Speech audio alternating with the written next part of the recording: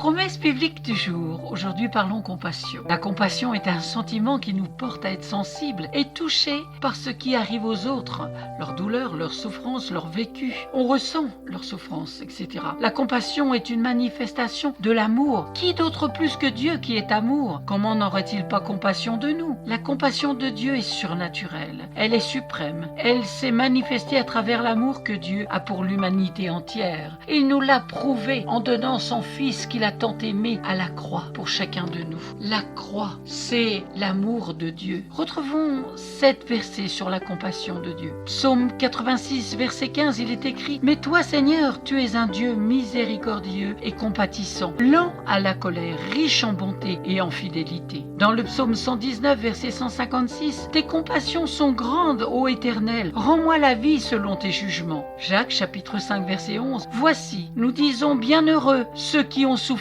patiemment. Vous aurez entendu parler de la patience de Job, et vous avez vu la fin que le Seigneur lui accorda, car le Seigneur est plein de miséricorde et de compassion. » Dans Hébreux, chapitre 4, verset 15, il est écrit: « Car nous n'avons pas un souverain sacrificateur qui ne puisse compatir à nos faiblesses. Au contraire, il a été tenté comme nous, en toutes choses, sans commettre de péché. » Dans Luc 15, verset 20, il est écrit: « Et il se leva et alla vers son père. Comme il était encore loin, son père le vit et fut ému de compassion. Il courut se jeter à son cou et le baisa. » Dans Zacharie, chapitre 10, verset 6, il est écrit: « Je fortifierai la maison de Juda et je délivrerai la maison de Joseph. Je les ramènerai, car j'ai compassion d'eux, et ils seront comme si je ne les avais pas rejetés, car je suis l'Éternel leur Dieu, et je les exaucerai. » Et ce dernier verset sur la compassion de Dieu, c'est dans Éphésiens, chapitre 4, verset 32. « Soyez bons les uns envers les autres, compatissants, vous pardonnant réciproquement, comme Dieu vous a pardonné en Jésus-Christ. »